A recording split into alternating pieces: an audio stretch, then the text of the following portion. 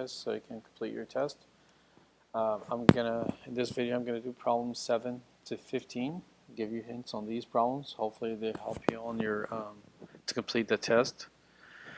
So let's look at number 7 here. Here in this problem, you're trying to find the number of real solution.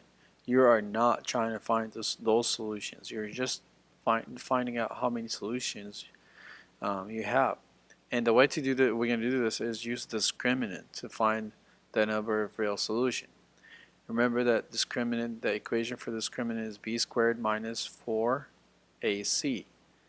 And here we have a, your b, and your c. And you're going to put these values into the equation to find out how many solutions you have. So here you're going to have negative 8 because b is negative 8 squared minus 4. And then a is 2, c is 8. Now you're going to solve here and get the answer. If the number you get is a negative number, that means you have no solution.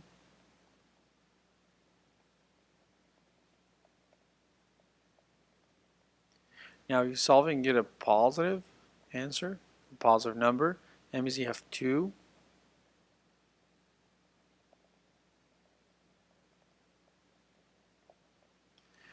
If you solve and get exactly 0, that means you have only 1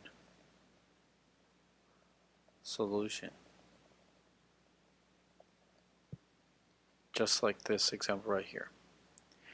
Okay, so now let's move to that example, number 8.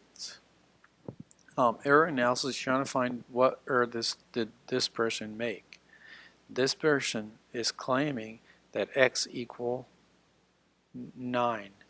The x-intercept or the solution is 9. So you gotta correct that.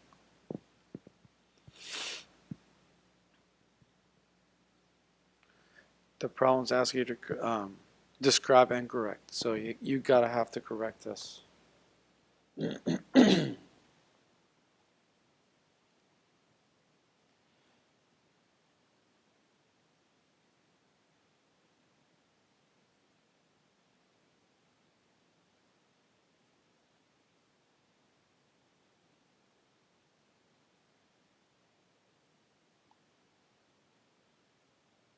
So let's move on to number 9, problem number 9.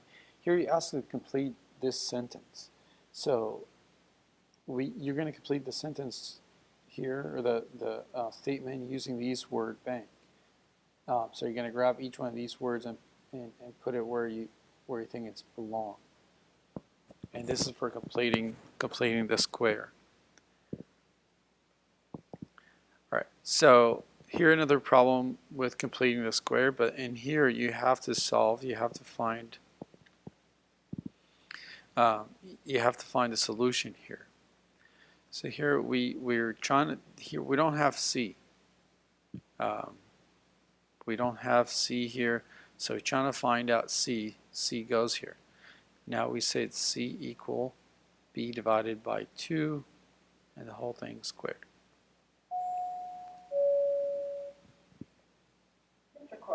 Please contact the office. Mr. Corcoran, please contact the office. Thank you.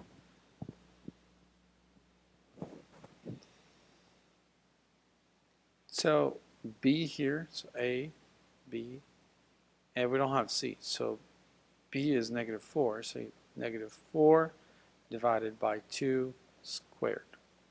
Negative 4 divided by 2 is negative 2 squared is 4. So C is 4. So now you have x squared minus 4x plus 4. Now we said whatever we do to one side, we do to the other side also. So it's going to be 10 plus 4.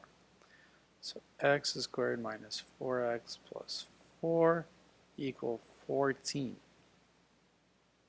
Now we want to know the factors here, because we're going to solve by taking the square root. So you're going to use the box method to factor that. And this is x squared, 4 two numbers you multiply, you get 4. You combine them, you get negative 4, which is negative 2, negative 2, x, x. You factor here, that's x. Factor here is negative 2 because you have a negative on the outside, x, negative 2. So since you have two exactly the same factors, we combine them into 1, x minus 2 and squared equal 14. Now we want to find out the value of x, so we take the square root and take the square root. So x minus 2. Now square root of 14 is about 3.74. I'm going to have this on the board for you guys, 3.74. And remember, this is plus or minus because you're dealing with a parabola. So x minus 2 equal negative 3.74. X minus 2 equal positive 3.74. And you're going to solve here. So you're going to add 2 to both sides. So here x equal negative 1.74. And here you're going to do the same thing, add 2. So x equal 5.74. Okay.